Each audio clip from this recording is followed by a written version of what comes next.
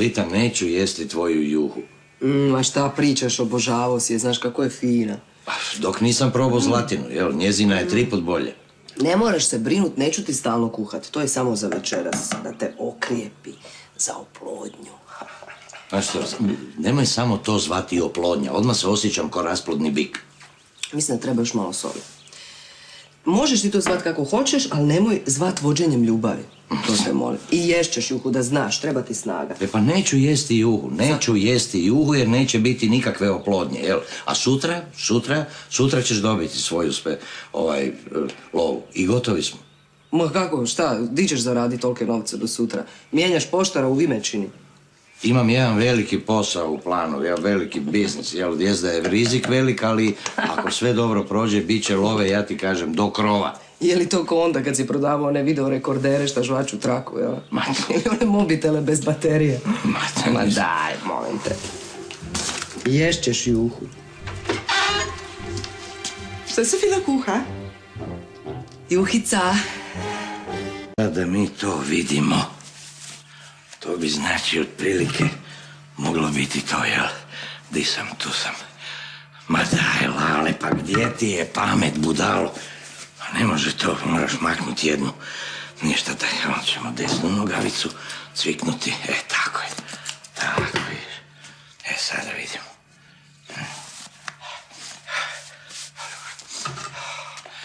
Pa da, pa to je to.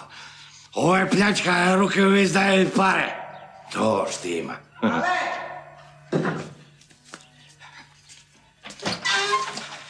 Ograda se rasklimala, treba je popraviti. Što je s tobom? Ništa, što bi bilo. Kako ti je to kosa? Pa nisam se stigao počešljati, jel? Ništa. Eto. Znači, Ranko, plan je ovakav.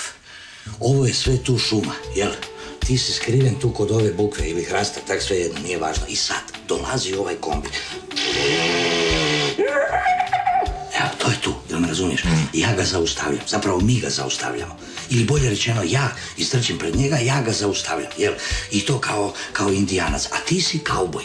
Ili možda hoćeš ti biti indijanac? Svejedno. Pa mislio sam kauboj jer ti si već jahao. Konje, eto tako. Sad vidi, u tom trenutku znači ja ću sa biciklom samo istrčati pred njega tako da me on malo trkne, jel? I tu se ja skljokam dolje. To je super ideja, samo te može polomiti, znaš? Ma ne, nemoj ti za mene ništa brinuti. Ti samo brini o tome da dobro obaviš svoj dio posla. Jel ti jasno? I sad u tom trenutku, pazi, zaštitar koji je u kombiju, on istrčava najnormalnije van pogledat što se to sa mnom tu dogodilo, jel? I kad je on u toj situaciji nadamnom, ti iz šume istrčavaš, direktno ulaziš u kombi, uzimaš kombi, pališ i gaz do daske. I odeš, jel ti jasno? I to je to. I to je to svršena priča s tobom, jel? Sad, on kad vidi da odlazi kombi, on pokušava normalno ići za tobom. Trči, on trči, a dok on trči, ja trčim, jel me razumiješ? I direktno u šumi, ja nestajem u šumi. I to je to. I on može tu trčat koliko hoće.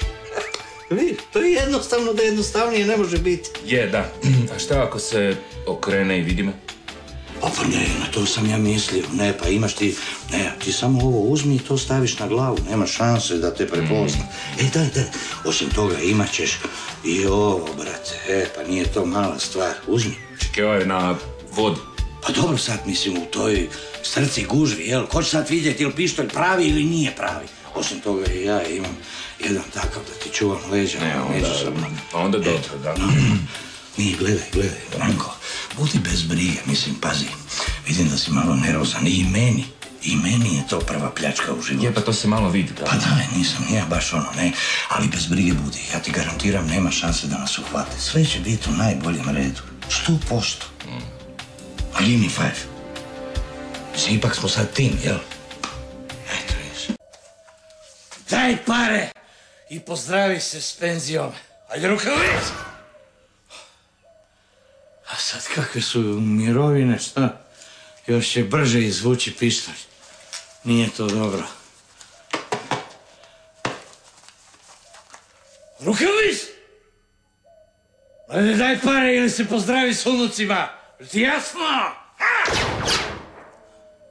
Što ako nema unuke, čovjek? Onda ništa.